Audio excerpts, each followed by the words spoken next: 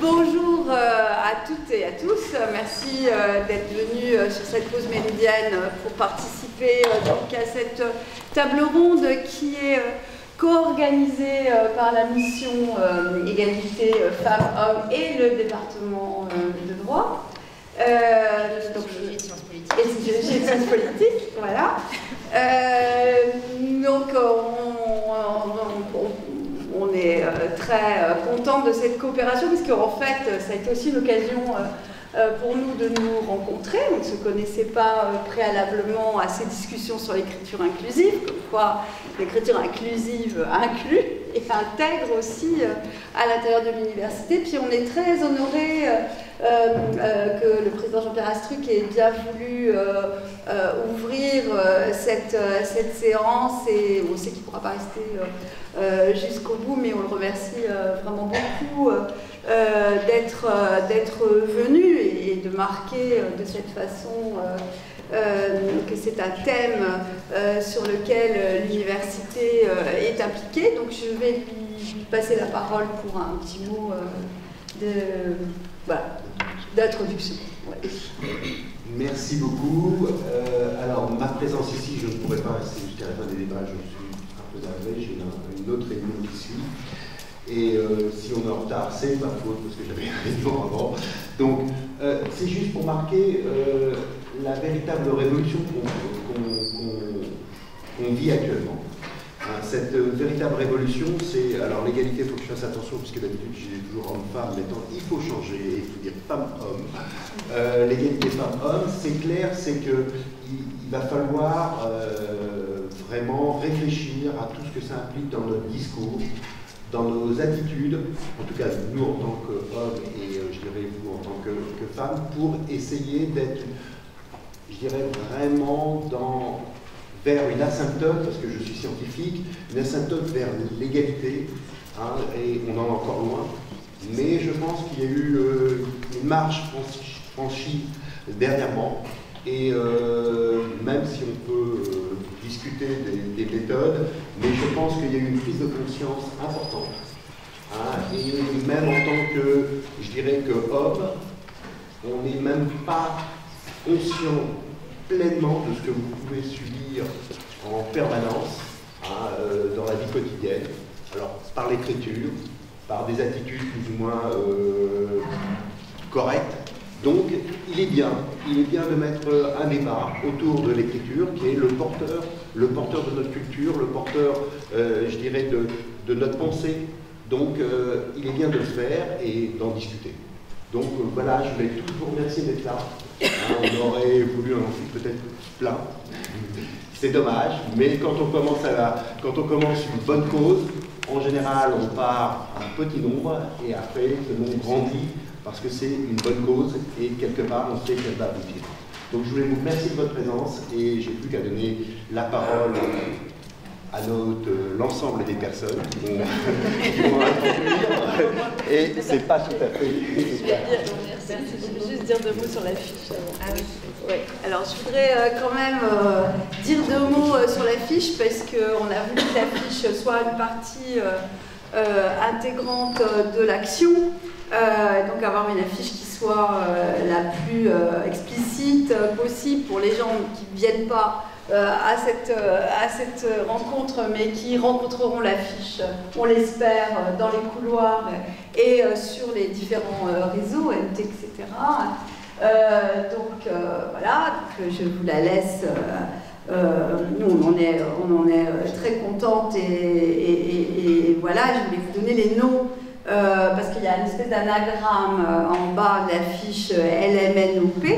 Donc LM, ça correspond à Léa Mazet, qui est illustratrice, dessinatrice et autrice de bande dessinée, et qui a un blog qui est Bêtise Nbook, que vous pouvez consulter. Et puis NOP, ça correspond à Pierre Nocerino, qui est doctorant en sociologie à l'École des hautes études en sciences sociales et qui travaille sur les auteurs et les bandes dessinées. Et ils ont un blog, le blog de Léa Mazet et de Pierre Nocerino, qui s'appelle socio-bd.blogspot.fr Et il y a une magnifique bande dessinée sur la division du travail que je vous recommande parce qu'elle est très pédagogique et très drôle.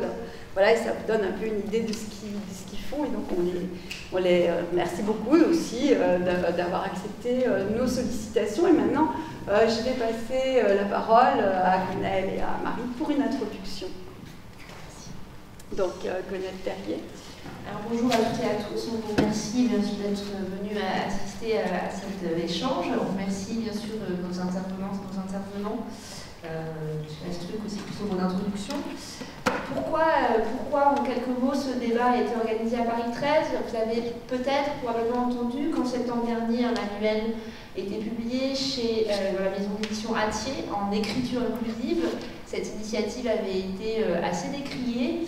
Une seconde initiative a fait un peu de bruit aussi. C'était le manifeste lancé par Eliane Viennot, qui est une professeure émérite en littérature française, qui partait avec 314 enseignants et enseignantes, vous avez des signataires autour de cette table, et qui appelait dans ce manifeste à ne plus enseigner et à ne plus utiliser la fameuse, entre guillemets, règle de grammaire, le masculin l'emporte sur le féminin.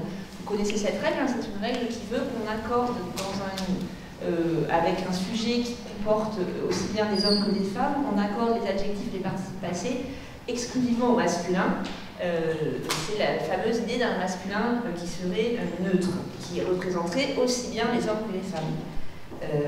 Ça donne par exemple les étudiants et les étudiantes qui se sont inscrits donc, aux examens sont tous intelligents.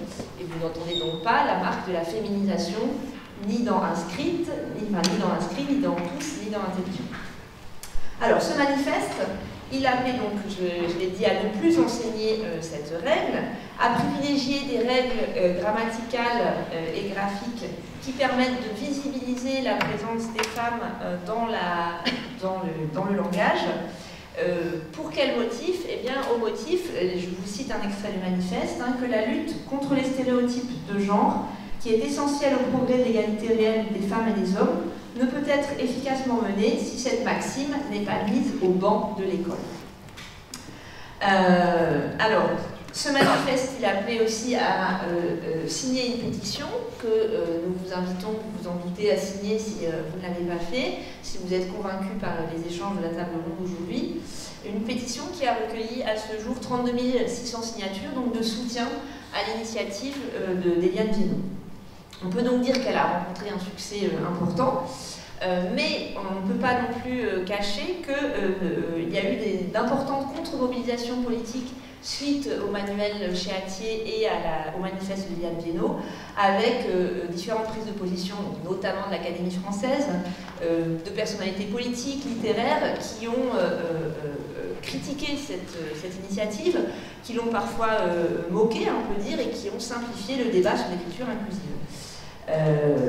Et puis, point d'orgue d'une certaine manière de la contre-réaction à une circulaire du Premier ministre, sur laquelle reviendra une de nos intervenantes, qui appelait explicitement les agents de l'État, les agences de l'État, à ne pas utiliser l'écriture inclusive et à réaffirmer l'importance du fameux masculin neutre.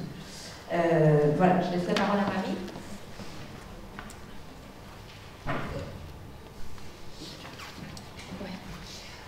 Alors, peut-être déjà pour débuter cette table ronde, il faut peut-être revenir sur ce que c'est que l'écriture inclusive, parce qu'on a trop souvent tendance à penser qu'elle se résume à l'utilisation du point médian. Donc je vais revenir sur quelques toutes petites définitions très rapides, juste pour qu'on s'entende bien sur ce que signifie l'écriture inclusive. Donc c'est l'ensemble d'attentions graphiques et syntaxiques permettant d'assurer une égalité des représentations entre les femmes et les hommes. Qu'est-ce que ça veut dire très concrètement? On s'est dit que ça serait plus simple de vous faire un petit tableau pour essayer de résumer finalement qu'est-ce qu'on peut faire dans la langue pour inclure et les hommes et les femmes. En fait, les femmes. D'abord, première chose, c'est ce qu'on peut faire, c'est féminiser les noms. C'est-à-dire dire un agriculteur et une agricultrice, un auteur et une autrice, un doyen et une doyenne, pour finalement visibiliser la présence des femmes et lutter contre l'idée qu'il n'y a que les hommes qui représentent l'universel. Deuxième moyen, deuxième élément finalement constitutif de l'écriture inclusive, c'est de privilégier l'accord de proximité. Comme le disait Gwenaëlle tout à l'heure, c'est de faire attention à la manière dont on accorde, et une des possibilités, c'est de faire évoluer un peu la langue pour dire les hommes et les femmes seront gagnantes. Il n'y a pas de raison que ce soit forcément les hommes qui s'accordent et qu'on dise seront gagnants. Là aussi, ça permet de visibiliser la présence des femmes et de lutter contre l'idée que les hommes représentent l'universel. Troisième moyen, troisième élément constitutif de l'écriture inclusive, c'est d'éviter d'utiliser des termes sexués et privilégier ce qu'on appelle des mots épicènes. Alors c'est un mot un peu barbare, qui signifie tout simplement qu'il y a des mots qui permettent d'éviter, dans leur forme, qu'on différencie le masculin et le féminin. Par exemple, plutôt que de dire les droits humains, plutôt que de dire les droits de l'homme, justement, on pourrait très bien dire les droits humains, histoire d'inclure quand même la moitié de la population humaine, justement. Donc ça permettrait de lutter contre l'idée que les hommes, là encore, représentent l'universel. Enfin, quatrième élément constitutif de l'écriture inclusive, c'est de trouver des graphies qui permettent de décliner le masculin et le féminin. Et c'est souvent là-dessus qu'on focalise l'attention quand on parle d'écriture inclusive, à tort, vous voyez. C'est ce fameux point médian, c'est-à-dire à l'écrit, d'inclure les femmes et de dire les étudiants.e.s sont venus.e.s dans l'amphithéâtre. Alors évidemment, c'est pas très facile à dire à l'oral. Il vaudrait mieux préférer à l'oral la forme les étudiants et les étudiantes sont venus dans l'amphithéâtre. Mais à l'écrit, ça permet d'éviter, là encore, que les femmes ne soient pas représentées à l'écrit, ne soient absentes finalement de l'écriture. Alors, la question qu'on a souhaité poser dans cette table ronde et qu'on pose à nos intervenants, une question très large et ils vont y répondre finalement de manière un peu différente en fonction des disciplines auxquelles ils appartiennent, mais c'est cette question dans quelle mesure le langage, ça peut être un outil pour lutter contre les inégalités. C'est évidemment pas le seul outil, mais c'est un outil, j'espère qu'on le verra avec cette table ronde, qui est vraiment important et essentiel. Je te repasse la parole. Eh bien, non, je vais tout de suite donner la parole en fait à Marie Candéa. Ah bon, c'est pas vous, mais c'est pas l'ordre de ma feuille. Je me suis trompée. Vous avez changé. Et donc avec la perçue historique. Avec donc Jutta Ergenam, qui va donc présenter un historique des luttes politiques en France pour imposer un langage consacrant la domination masculine. Oui. Merci beaucoup Pascal, merci aux organisatrices. Je suis très contente de pouvoir parler ici aujourd'hui. En tant qu'Allemande, oui, j'ai fait des recherches sur la langue française et sur la féminisation ou la démasculinisation de la langue française. En fait, il y a à peu près 20 ans, un étudiant qui était en stage chez moi m'a demandé « Mais pourquoi est-ce que c'est important de dire toujours les métiers au féminin? Pourquoi est-ce que c'est important ?» On ne disait pas encore l'écriture inclusive, on disait la féminisation des métiers. Et j'ai remarqué que pour moi c'était évident que c'était important, mais je ne savais pas l'expliquer pourquoi c'était si important. Et donc j'ai commencé à faire une recherche pour savoir d'où vient cette langue à domination masculine en français. C'est devenu ma thèse de doctorat. Et au cours de la thèse, j'ai dû remonter assez loin dans l'histoire parce qu'en fait, comme le disent celles qui ont rédigé le manifeste, la domination masculine de la langue française est un fait historique. Ça n'a pas nécessairement été toujours comme ça. Il y a eu des débats sur la standardisation de la langue et on a défini des règles pour la langue. Donc il y a un discours derrière les règles grammaticales. Et d'où vient ce discours? Bon, je vais remonter au XVIe siècle parce que c'est là où ça m'a amené.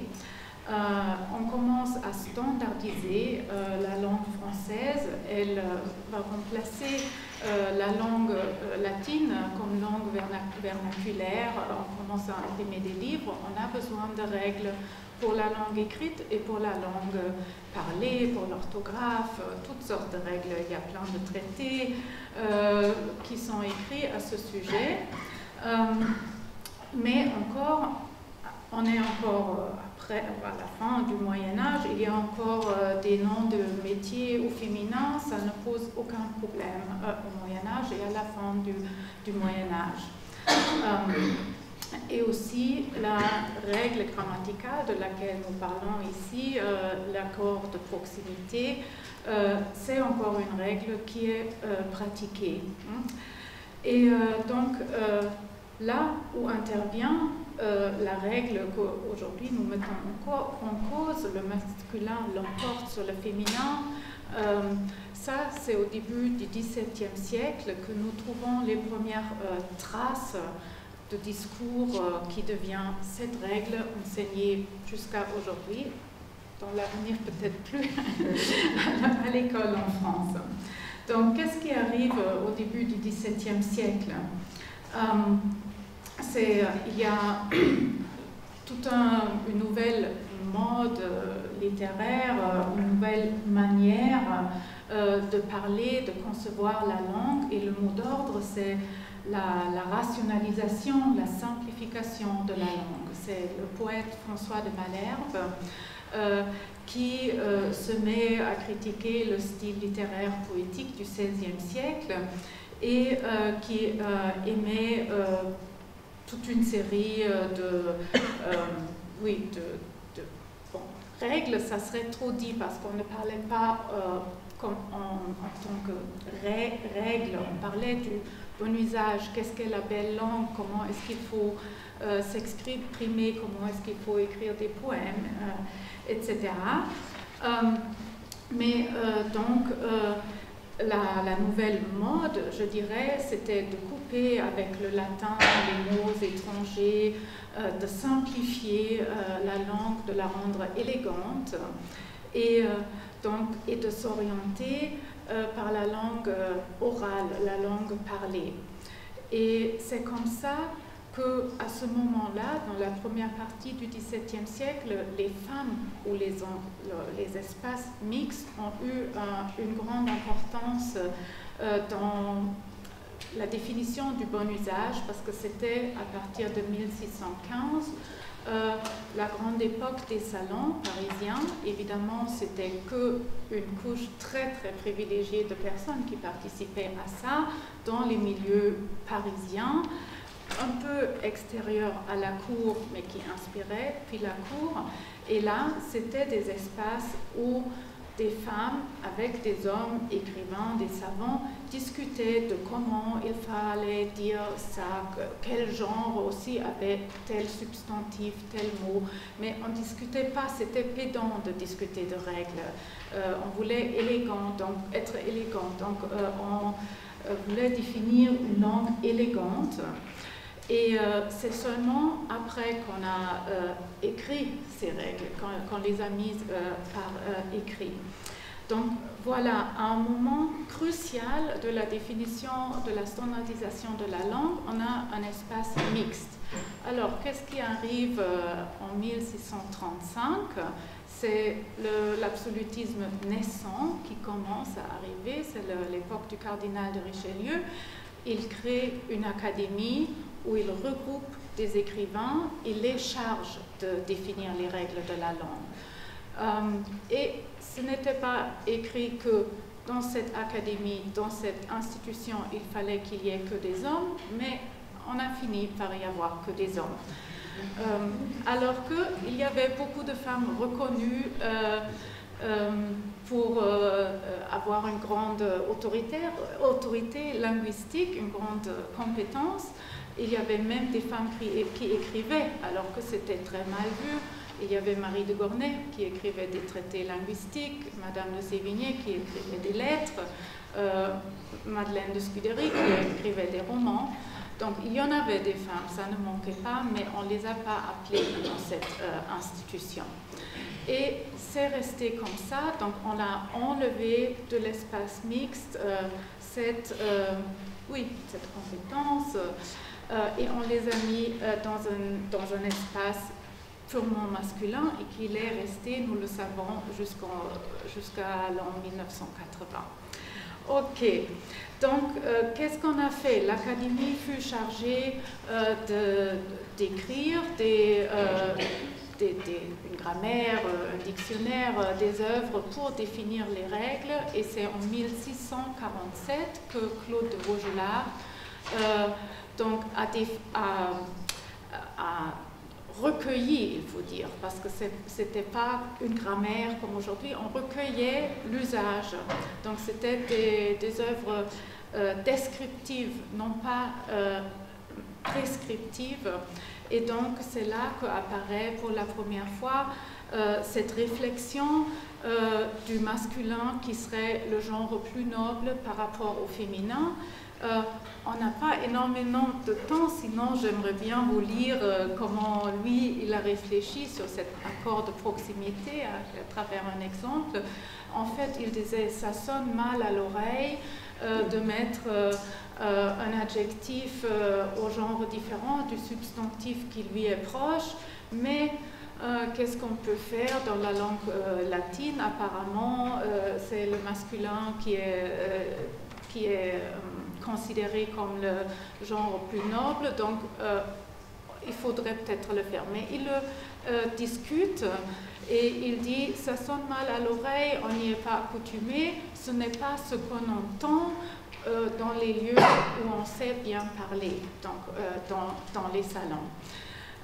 Donc là, nous avons ce mot, la noblesse plus forte du masculin, qu'après, on le trouve à d'autres endroits au fil du XVIIe, du XVIIIe siècle, mais juste avant la révolution de 1789, il y a encore des savants linguistiques, comme par exemple Condillac, qui utilisent l'accord de proximité. Donc c'est quelque chose qu'on discute et ce n'est pas du tout fixe jusqu'au moment où on a besoin de règles grammaticales parce qu'on va enseigner à l'école à tout le monde la langue. Donc c'est là où il faut dire, où c'est plus seulement on discute, ceci, ça c'est plus élégant, ou l'autre c'est je préfère ça.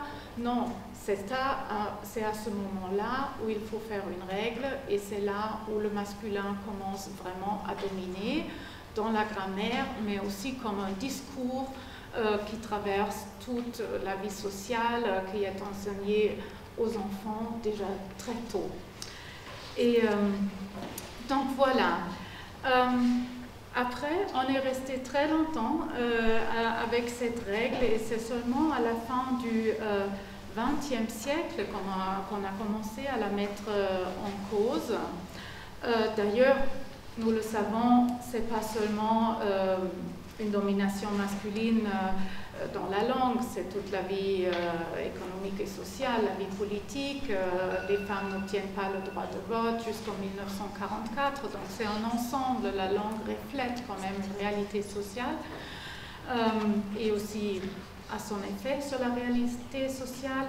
Et c'est à la fin donc, du XXe siècle, c'est en fait, il faut le dire, au Québec, au Canada, qu'on a commencé à mettre en cause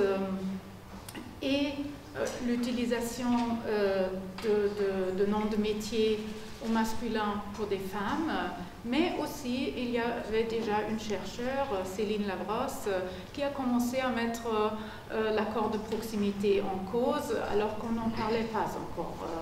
On n'osait même pas en parler, je pense, en France ou dans d'autres pays francophones. Et quand même, en début des années 80, en 1980-84, on avait en France un ministère aux droits de la femme, c'est Yvette Roudy qui était la ministre. Elle a passé différentes mesures d'égalité dans la vie professionnelle entre les femmes et les hommes. C'est elle qui a mis en place une commission de terminologie parce qu'elle s'est rendue compte que pour beaucoup de métiers, il n'y avait même plus de noms de métiers au féminin ou des titres, des fonctions politiques parce que les femmes étaient exclues pendant si longtemps que ça de ces métiers qu'on n'avait même pas un mot pour la nommer, ou on ne le faisait pas parce que comme la pharmacienne, la docteure, je ne fais pas d'accent parce qu'on a convenu, mais on pensait que c'était la femme du pharmacien ou du docteur. Voilà, le résultat était qu'on a passé une circulaire en 86. Elle ne fut pas mise en application parce qu'il y avait un changement de gouvernement. Mais en 1997, quand le gouvernement de la gauche plurielle arriva au pouvoir, les ministres, les députés femmes demandaient à être nommés au féminin. On en a commencé encore une fois une grande discussion. On a passé une nouvelle circulaire, un nouveau guide en 1999 et c'est là qu'a commencé la féminisation des noms de métiers, comme on l'appelait, à être acceptée dans la société. Et pendant tout ce temps-là, l'Académie française, je pense que vous le savez, a contesté cette démarche avec des paroles, un discours aussi très calamiteux, une éloquence malheureusement utilisée pour dénoncer une chose importante et avec une grande vulgarité souvent aussi. Je conclue ici et je passe d'abord. Merci beaucoup. Je pense que c'est très important d'avoir ce recadrage historique et de savoir que la langue a connu des étapes différentes au fil du temps. J'ai oublié de vous présenter entièrement, et je m'en excuse, mais vous êtes politiste à l'université de Gießen, je ne sais pas si je le prononce bien. Et je vais passer tout de suite donc, la parole à Maria Candéa, qui est linguiste à l'université Paris 3, Sorbonne Nouvelle.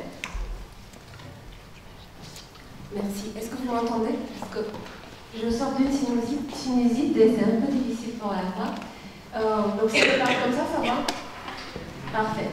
Alors, pour moi, la bataille sur les noms de métiers est gagnée. En fait, même l'Académie a fini par reconnaître qu'elle a perdu la bataille. Et donc, le simple fait d'accorder, quand on dit la vendeuse et la secrétaire, de dire aussi la ministre et la chercheuse, c'est bon, quoi. C'est pratiquement devenu très ringard de continuer à parler de ça. Donc, je ne parlerai pas de ce combat qui a quand même pris à peu près 40 ans. Ou même 50, donc c'est très très long. Ça a commencé à partir du moment où les femmes ont eu accès à ces métiers. On en est sur un autre chantier actuellement, et c'est le chantier du masculin générique. Il y a eu pas mal de recherches là-dessus pour savoir justement si c'était important, quelles étaient les conséquences. Je vais vous donner des références bibliographiques à la fin. Est-ce que quand on dit un ministre, comme ça, de façon abstraite, on pense vraiment qu'un ministre, ça peut être une femme ou un homme. Et évidemment, les études montrent que non, on a des représentations très marquées par le masculin. Et il faut vraiment réfléchir, donc faire un effort qui est conscient et qui n'est pas spontané, qui n'est pas automatique, qui n'est pas aussi rapide, pour que quand on dit un ministre, on pense, oui, bien sûr, ça peut être une femme ou un homme en France aujourd'hui. Et là, j'ai un exemple qui est une belle caricature, je ne sais pas pourquoi il ne s'affiche pas clairement. En bas, c'est marqué, donc c'est un écran de France 2, du journal télévisé, et c'était des statistiques qui concernaient les cadres, les employés et les ouvriers. Et donc, vous avez des mots qui étaient écrits à l'écran au masculin, soi-disant générique, au pluriel, oui, ça ne se voit pas très bien. Et en fait, voilà, là c'est un bon exemple de la langue qui va avec les représentations et avec tous les autres stéréotypes, parce que l'iconographie va dans le même sens. Donc quand on voit les silhouettes humaines qui ont été choisies, elles ne sont pas hyper mixtes, on va dire. Donc ça n'aide pas non plus. Donc ça montre qu'effectivement on reste quand même sur du masculin. Alors il a beau être générique, ça ne marche pas très bien. Et on a plein d'exemples comme ça dans les textes. Là, j'ai pris un exemple du Nouvel Ordre, d'un article, il y en a plein comme ça, où on parle des jeunes. Et les jeunes, c'est un épicène normalement, les jeunes, que ce soit féminin ou masculin, ça ne change pas. Donc on pense que c'est un mot qui devrait marcher bien. Et même dans ces cas-là, quand la rédaction est imprécise, en fait, il était question d'un groupe de jeunes à Châtelet qui finissent par être contrôlés pour rien par des policiers. Et quand on avance dans le texte, on voit que les jeunes, d'abord ils faisaient du skateboard à Vincennes, donc on se dit, ouais, ils vont peut-être défier les garçons. Enfin, on continue à garder l'hypothèse. À la fin, on voit qu'ils sont interrogés et palpés, bras tendus, jambes écartées. Bon, ça finit par être beaucoup plus difficile de penser que c'était des filles et des garçons. Et en fait, on se rend compte que dans beaucoup de textes, les jeunes, c'est juste des garçons, sans que ce soit précisé. Alors que quand on rédige de façon soigneuse, c'est pas du tout un problème de parler que des jeunes garçons, des jeunes hommes, quand c'est nécessaire. Et là, par exemple, dans un article scientifique, on a la même chose, donc c'est sur le même sujet, l'antagonisme entre policiers et les jeunes, plus particulièrement les jeunes hommes. C'est très facile à faire. Donc d'être très précis dans sa rédaction, on n'a pas toujours besoin de mettre des petits points et des... Alors, on a parlé dans l'introduction des recommandations du Haut Conseil pour l'égalité qui a été réédité. En fait, ce sont des recommandations qui évoluent. Donc, il a été édité une première fois en 2015, il est réédité, il est en ligne. Et vous avez quelques exemplaires aussi ici en papier. Il est facile à télécharger, il change tout le temps parce que c'est un chantier. Et je pense que ces recommandations sont à prendre comme des suggestions. Et on voit bien qu'il y a plein de façons de faire quand on rédige. Alors dans l'université, on voit circuler des appels à projets, jeunes chercheuses et jeunes chercheurs, c'est un appel qui revient tous les ans. J'ai relevé d'autres façons de faire, rencontre jeunes chercheurs avec un point, avec 2 points même. On peut aussi écrire avec un seul point. Pour moi, ces graphies sont des graphies abrégées. En fait, c'est intéressant d'y avoir recours quand on n'a pas de place, mais sinon, je ne vois pas trop de raison pour abréger quand on a largement la place d'écrire jeunes chercheurs et jeunes chercheuses. L'ordre alphabétique pour moi est à privilégier parce que du coup tantôt on a le féminin en premier, tantôt le masculin en premier, et c'est pour ça égalité femmes-hommes, tout simplement parce que c'est l'ordre alphabétique et que du coup ça permet de sortir des hiérarchies qu'on met tout le temps en avant, donc c'est assez pratique.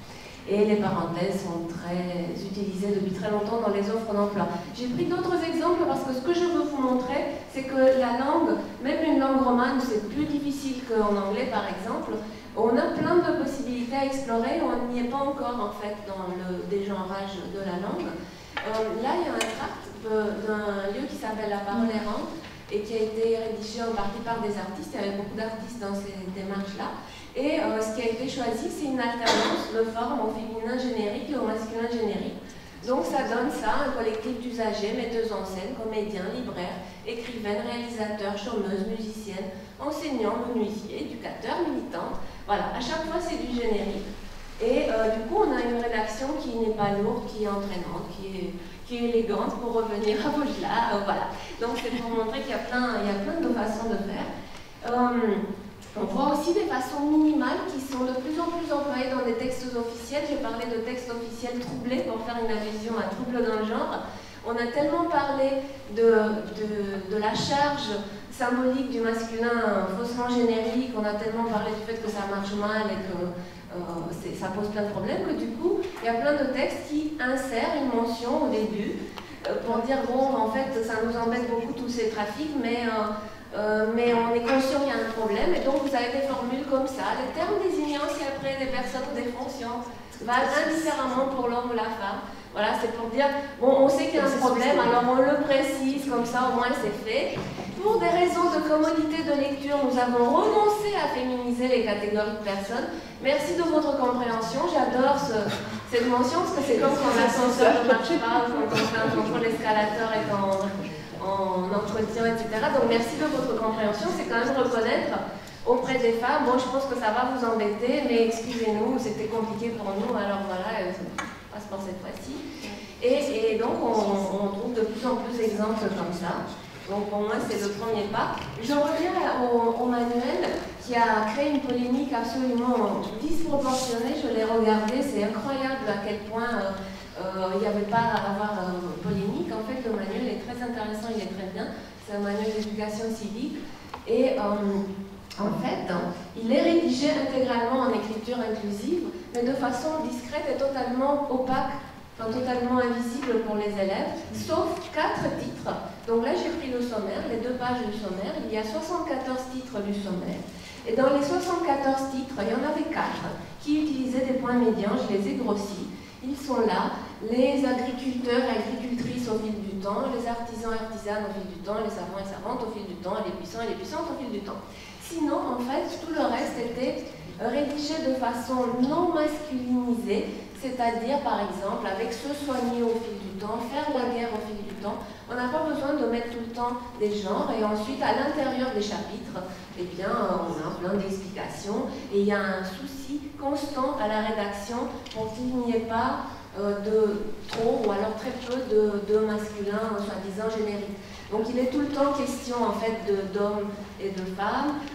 Finalement, dans le corps du manuel, il n'y a pas du tout de point médian. Les seuls utilisés sont ces 4-là, dans ces 4 titres.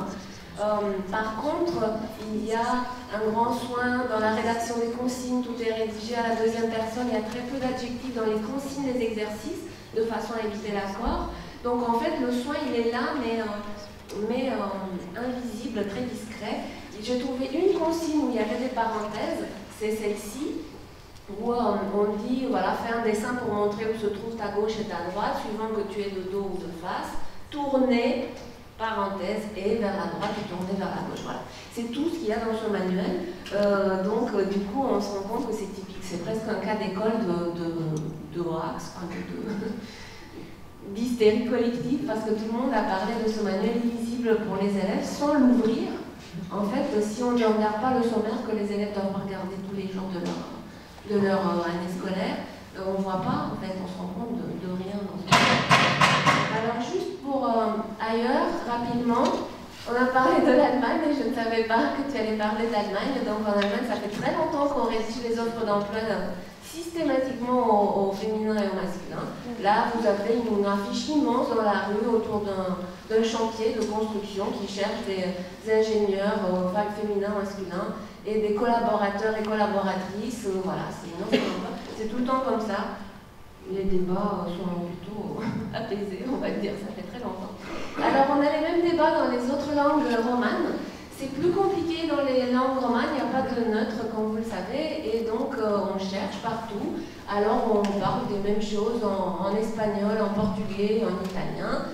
Langage inclusif, c'est venu récemment, depuis quelques années, plutôt des administrations publiques, plutôt des politiques publiques, en fait. Le souci d'inclusion ou le souci de non-exclusion, plutôt, ça fait partie du langage administratif. Moi, j'entendais plutôt, il y a quelques années, on parlait de langage égalitaire, écriture épicène, dégenrée, etc. Bon, inclusif, c'est un terme qu'on me montre, pourquoi pas. Alors, très rapidement, pour finir, en fait, la stratégie dont on a parlé jusque-là et qui a été le plus souvent mise en avant, c'est celle de la visibilisation à égalité des femmes et des hommes. C'est ce qu'on voit le plus souvent pour l'instant, mais en fait, linguistiquement, on peut penser à d'autres choses, c'est pas la seule qui est possible. Elle a comme des avantages certaines lourdeurs et aussi le fait d'enfermer les gens dans 2 catégories. Donc en mettant toujours les deux ensemble, on pourrait aussi tout simplement abolir les genres et donc rapprocher les langues romanes d'autres langues qui n'ont pas de genre, pas pour tous les noms communs parce que ça serait trop compliqué, ça toucherait trop de choses, mais uniquement pour les humains, les êtres humains, parce que c'est là qu'on a des soucis symboliques. Et ce sont des propositions qui ont été faites, soit par Nixiti par exemple, qui a été suivie par une linguiste, aussi Claire Michard, qui a beaucoup réfléchi à ça. Et en fait, c'est de dire que la catégorie grammaticale féminin appliquée aux humains a été tellement dévalorisée, tellement péjorante, pendant tellement de siècles. Bon, ça a basculé au XVIIe, c'est vrai, mais là maintenant ça fait longtemps, le XVIIe, ça commence à faire loin. Et donc, pour Wittig, par exemple, c'est irrattrapable. Il faut faire disparaître la catégorie femme, comme on a fait disparaître la catégorie esclave. Comme on a aboli la race, il faut abolir le féminin pour les humains. Alors, ça reste des différences qu'il y a entre les humains. On a besoin de connaître le sexe quand on a des intentions de reproduction. On ne fait pas des enfants toute la journée, du matin au soir et tous les jours de sa vie. Et donc, finalement, on a rarement besoin de cette information, et donc on pourrait imaginer d'abolir tout simplement cette catégorie-là qui a été infériorisée pendant très longtemps. Et j'ai trouvé dans un documentaire qui s'appelle Les Roses Noires d'Hélène Milano, que je vous recommande, qui est magnifique. Ce sont des entretiens avec des adolescentes qui vivent dans les quartiers nord de Marseille et en Seine-Saint-Denis, et qui expliquent comment elles se construisent et comment elles survivent finalement, et comment elles se projettent. Et elles sont nombreuses à se vivre comme des garçons.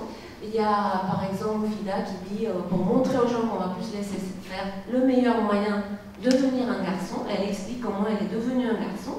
Il ne s'agit pas du tout de transgenre ou de choses comme ça. Il s'agit de vraiment abolir le genre féminin, tout simplement. Elles expliquent qu'elles parlent entre elles au masculin, qu'elles s'appellent « wesh mon frère, wesh poto, me casse pas les couilles », etc. Qu'elles n'inscrivent pas leur sexe dans la façon de parler, donc c'est totalement neutralisé, mais toujours dans le sens vers le masculin. Et elles vont jusqu'à dire, et c'est là que je trouve que ça donne un bon miroir de notre société qui continue à trouver certains mots féminins moches. On entend encore, même si ça fait ringard et réag, mais quand même on entend des gens qui disent que écrivette c'est moche. Alors qu'écrivain, ça serait pas moche, je comprends pourquoi. Maîtresse, oui, maîtresse c'est moche, maître c'est pas moche, etc. Et donc du coup, bah, voilà, ces filles ont tout compris. Pour elles, c'est radical, ma soeur c'est moche. Parce que si on va jusqu'au bout de la démarche, tout ce qui est féminin, tout simplement, est moche. Le moche, comme dit Eliane Viano, c'est bizarre, ne tombe jamais sur du masculin, il tombe toujours sur des mots féminins, c'est le hasard. Donc du coup, voilà, on va jusqu'au bout. Aller jusqu'au bout, ça veut dire abolir le féminin, tout simplement. À un moment donné, il faut savoir ce qu'on veut. Soit maîtresse c'est moche et du coup, bah, on arrête. Pourquoi vendeuse, ça serait beau. Pourquoi la secrétaire, ça irait et la ministre n'irait pas. Donc on ne peut pas rester entre deux. Soit on abolit tout et on met tout au masculin et on fait un vrai neutre, soit on garde le féminin et on accorde les gens avec leur genre. On peut aussi faire une expérience de féminin générique. Moi, je trouve que c'est très intéressant comme démarche.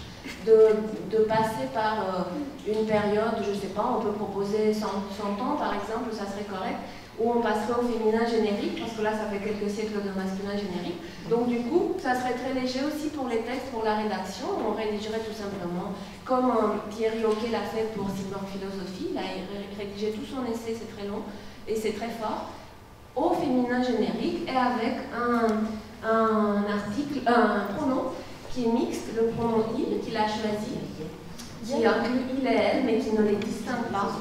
Et donc voilà, quand il a besoin d'accorder, il accorde au féminin, c'est du générique, et quand il a besoin de pronom, il utilise il. Et c'est aussi une piste, donc qui pourrait être très intéressante, et pour les gens qui sont allergiques au point médian, bah, passer au féminin générique, ça marche très bien aussi.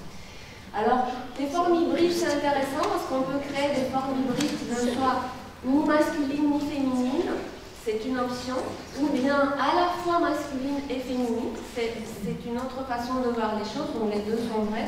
Il y a des formes qui commencent à être utilisées, beaucoup dans les communautés transgenres, mais il y a aussi de plus en plus de gens qui se disent non-binaires, qui ne sont pas du tout transgenres ou trans quoi que ce soit. C'est simplement une façon de se construire et de se percevoir soi-même.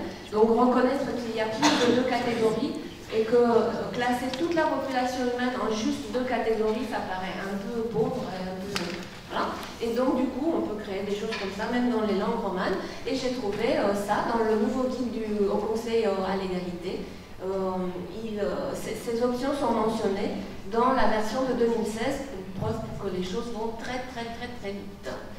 Et voilà, je finis sur une brochure éditée en 2017 par une association étudiante à Lausanne, à l'Université de Lausanne, qui choisit cette graphie-là pour inclure tout le monde, donc justement les femmes, les hommes et les X, et justement les gens non binaires, en disant que ces personnes sont souvent objets de harcèlement, et comme c'est une recherche sur le harcèlement, c'est un choix qui leur a paru aller de soi pour montrer leur position politique, et ils expliquent dans leur brochure que c'est vraiment des choix, à chaque fois le choix de l'accord a été politique. Par exemple, ils parlent de harceleurs au masculin. On aurait pu aussi imaginer les harceleurs et harceleuses. c'est un projet politique, soit on pousse les femmes à devenir autant harceleuses que les hommes et on leur fait faire des cours d'autodéfense et on construit une société où on se tape sur la tête et puis voilà, c'est à celui qui a eu les meilleurs cours de karaté. Soit on dénonce les harceleurs parce qu'ils sont majoritairement masculins et on rêve d'une société où il n'y aurait plus de harcèlement et il y aurait un respect partagé plutôt que de mettre en avant les harceleuses. Donc là, c'est le choix qu'ils ont fait et du coup, ils ont mixé de toutes les manières possibles les personnes qui ont subi du harcèlement, mais pas les harceleurs qu'ils ont gardés au masculin générique. Voilà, j'arrête. Merci beaucoup. Et je rends le micro. Ouais. Merci. Je trouve que c'est très intéressant de se rendre compte à quel point il y a une plasticité de la langue et l'ensemble des possibilités créatives qui existent. Donc je passe la parole à Gaëlle Pasquier, qui est sociologue à l'Université de Paris-Est Créteil. On essaie de... Merci. Alors moi je vais vous parler du monde scolaire, puisque la polémique sur l'écriture inclusive et puis sur les règles d'accord en grammaire s'inscrit dans la lignée des polémiques récentes sur la question de l'égalité des sexes à l'école et qui ont permis de visibiliser la question du genre dans le débat public et je pense que de ce point de vue-là on peut rendre... on peut remercier nos opposantes et nos opposants d'avoir permis de rendre centrales des questions qui, sans elles et sans eux, étaient hélas, et malgré nos efforts, encore assez confidentielles et parfois vues comme marginales. Alors, ce qui est intéressant dans le cas du manifeste et du manuel Hatier, et c'est ce que précise le manifeste, c'est que ça... D'une certaine manière, on part effectivement du point de vue que la langue va évoluer et que surtout ce que l'école a pu contribuer à faire, puisque Eliane Viennot rappelle que finalement la généralisation globale et effective de cette règle selon laquelle le masculin l'emporterait sur le féminin s'est fait en grande partie grâce à l'école obligatoire. Et bien ce que l'école a fait et a contribué à faire, elle peut aussi contribuer à le défaire et donc à continuer à faire évoluer les choses. Alors, cette polémique, pour moi, a eu en fait, en premier lieu, un avantage central de montrer que les questions d'égalité des sexes, qui sont habituellement considérées comme marginales dans les questions d'enseignement, elles relèveraient plus des questions d'éducation que des questions d'instruction, ne concerneraient pas la mission principale de l'école qui est l'enseignement des savoirs. Eh bien, on s'est rendu compte que toutes ces représentations qu'on a beaucoup entendues ces dernières années étaient fausses et que cette partition entre d'un côté ce qui serait des manières de comportement, de savoir-vivre, de refus des discriminations, et puis de l'autre côté quelque chose qui serait quand même un peu plus central, les maths, le français, l'histoire géo, eh bien cette partition n'est pas opérationnelle et ne fonctionne pas dans des situations de classe ordinaire. En premier lieu, quand on s'intéresse à ces savoirs qui sont considérés comme fondamentaux, qui sont l'enseignement de la grammaire et du français. Et donc, on a pu voir de manière absolument évidente que cette langue française qu'on enseigne tous les jours aux élèves est marquée par des formes de hiérarchisation du masculin et du féminin et qui, d'une certaine manière, va influencer leur représentation, mais qui fait aussi parfois que même dans des manuels, on va leur enseigner des choses qui sont linguistiquement inexactes. Le linguiste Yannick Chevalier a ainsi montré qu'on avait tendance à laisser entendre dans ces manuels de CE1 que les noms féminins dérivaient des noms masculins par l'injonction d'une marque de genre, que bien souvent le féminin avait le malheur d'être irrégulier parce qu'on rajoute souvent en un E, disent les manuels, alors qu'en fait on a une régularité des formes qui est complètement exemplaire, et puis que le masculin ne posséderait pas de marque de genre, alors que là aussi c'est faux, hein, puisqu'on a à chaque fois une base, par exemple source, qui permet de faire sorcier, sorcière, et donc on a à chaque fois un suffixe masculin et un suffixe féminin qui s'ajoutent, et parfois effectivement il s'agit d'un suffixe 0, hein, comme dans boulanger, mais il n'empêche qu'il y a un suffixe qui est là et qui est latent. Alors, toutes ces questions vont permettre à un moment donné d'interroger les savoirs scolaires et la manière dont on les enseigne. Et moi, dans le cadre de mes recherches, je m'intéresse aux enseignantes et aux enseignants qui ont décidé d'aborder ces questions avec leurs élèves dans leur classe, et notamment à la manière dont ils vont enseigner les règles de grammaire et cette fameuse règle selon laquelle le masculin l'emporte. Ce qui est intéressant, c'est que ça va poser des questions didactiques essentielles, notamment dans la manière de savoir comment est-ce qu'on va pouvoir la présenter, puisque les enseignantes et les enseignants que moi j'ai rencontrés partent du principe qu'ils ont quand même enseigné une langue normée, parce qu'on pourrait considérer après, si les élèves se mettent par exemple à parler avec les acteurs corps de proximité, qu'ils sont en échec dans une discipline, alors que dans les faits ils ne le sont pas. Et de ce fait-là, elles vont s'interroger pour savoir est-ce qu'il faut par exemple neutraliser la formulation, est-ce qu'on pourrait dire par exemple que les pluriels mixtes s'accordent au masculin, mais dans ce cas-là on a le désavantage d'invisibiliser les rapports de pouvoir, c'est-à-dire qu'ils sont là mais on ne les voit plus, ou est-ce que vraiment on va jusqu'au bout et on enseigne, moi je l'ai appris comme ça, mais cette règle selon laquelle le masculin l'emporte sur le féminin, et de ce fait-là on voit que dans la classe bien souvent on a des réactions des élèves qui se font sentir, souvent les petits garçons sont heureux et disent ouais on est les plus forts, avec un peu de chance on a une ou deux petites filles qui disent oui mais c'est injuste, et à partir de ce moment-là on va pouvoir engager une discussion pour montrer qu'effectivement la langue est issue d'une histoire, qu'il n'en a pas toujours été comme ça, que pour l'instant on apprend cette norme, mais que d'une certaine manière, puisqu'il n'en a pas toujours été comme ça, il pourrait en aller autrement et que la langue est d'une certaine manière susceptible de changement et que les élèves vont être aussi des vecteurs de ce changement et des actrices et des acteurs de ce changement. Bien souvent d'ailleurs, les élèves, enfin ces enseignantes et ces enseignants disent que les élèves sont surpris qu'on ne leur ait pas appris ça avant et que d'une certaine manière qu'on leur ait fait passer comme quelque chose d'évident, quelque chose qui ne l'était pas du tout. Et donc souvent, voilà, avec cette évocation, la règle de proximité qui permet de dire, comme on l'a dit tout à l'heure, que les femmes et les hommes et les femmes sont belles ou que les femmes et les hommes sont beaux. En second lieu, ils vont travailler sur l'importance de visibiliser effectivement les formes du féminin, enfin les non féminins, pour proposer aussi aux filles des supports d'identification. Je crois que c'est l'écrivaine Christiane Rochefort qui disait qu'enfant, elle ne pouvait absolument pas imaginer d'être plus tard quelque chose dont le nom n'existait même pas, à savoir écrivaine ou romancière.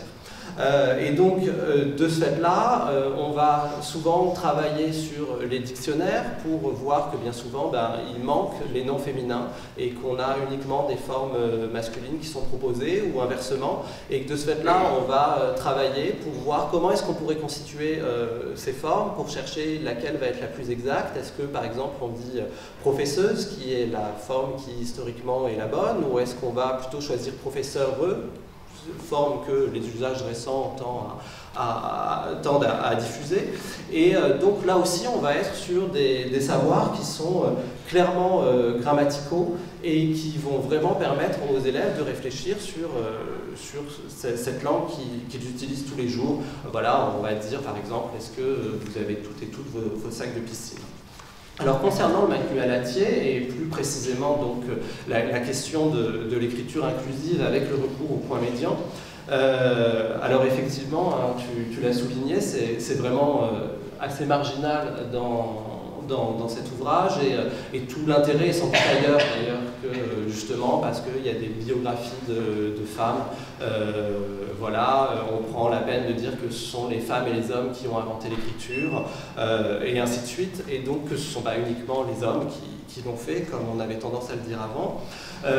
La question qui a été soulevée dans les débats est de savoir est-ce que finalement c'est un obstacle aux apprentissages, est-ce qu'on ne risque pas de mettre les élèves en échec? Alors effectivement, à écouter les enseignantes et les enseignants que moi j'ai pu interroger pour le premier degré, c'est pas la même chose d'utiliser par exemple cette écriture avec le point médian en CM2 que d'aller l'utiliser au CP au moment de l'apprentissage de la lecture. Et que dans ce cas-là, on va plutôt privilégier des formes de redoublement, les agricultrices et les agriculteurs par exemple. En suivant l'ordre alphabétique, donc les agriculteurs et les agricultrices. Et sinon, un point qui a été mis en avant par Eliane Viennot et qui me semble assez juste, c'est que peut-être que dans le recours du point médian, on pourrait le privilégier dans les formes qui, comme enseignant et étudiant, nécessitent juste l'ajout d'un E et qui permettent de garder la photographie globale du mot à la lecture, plutôt que agriculteur, agricultrice, ou quand vous rajoutez point RIS, effectivement ça complique un petit peu les choses et encore plus sans doute pour les enfants. Donc dans ce cas-là, privilégier les formes de redoublement.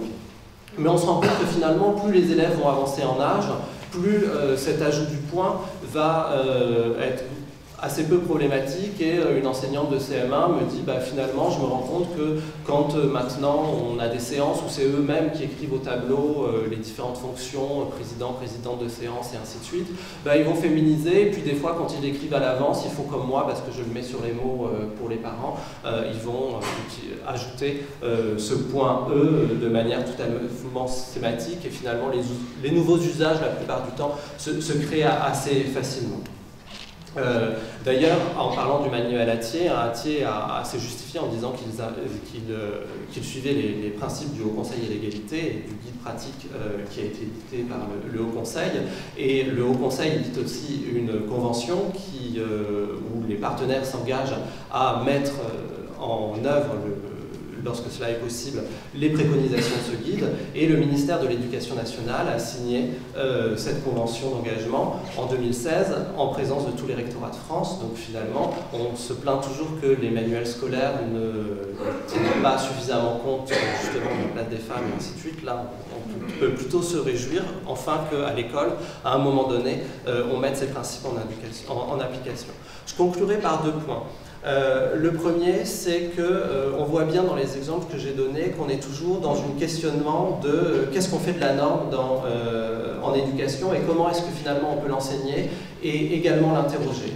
Et d'une certaine manière, il est intéressant de penser cette chose à la fois plus comme un dilemme que comme une alternative pour permettre aux élèves d'appréhender le fait que les savoirs scolaires, on n'a pas à les fétichiser, on a à apprendre toujours à les questionner. C'est le fruit d'une époque, c'est le fruit d'une accumulation, et à un moment donné, il est probable qu'ils changeront parce qu'ils deviendront sans doute obsolètes. C'est vrai pour la langue, mais c'est vrai aussi pour le savoir historique, c'est vrai aussi pour le savoir en biologie ou en sciences de la vie de la Terre ou ainsi de suite. Le deuxième point, c'est qu'avec la langue française, on est quand même pris aussi là dans un autre dilemme ou un paradoxe qui fait qu'en voulant traiter les élèves à égalité et en voulant leur permettre de se détacher du fait qu'ils sont des filles et des garçons, on est amené par l'usage de la langue, la langue française qui est genrée, à toujours les ramener à leur sexe. C'est ce que me disent des enseignantes en disant à la fois on essaye de les détacher de ça et les retirer finalement de ces représentations qui sont différenciées, hiérarchisées, et puis au bout du compte, on matérialise toujours, quand on dit est-ce que vous avez justement tout et tout votre sac de piscine, qu'il y a des filles et des garçons en face de nous, et que finalement on reste prisonnier ou prisonnière de cet état de fait, et c'est là où sans doute les nouvelles formes qui pourraient être inventées vont être intéressantes, même si quand on voit les polémiques qu'ont suscité justement juste l'ajout des points médians ou certaines formes de création de noms féminins, on se dit qu'on n'en est pas encore là dans le monde scolaire. Voilà.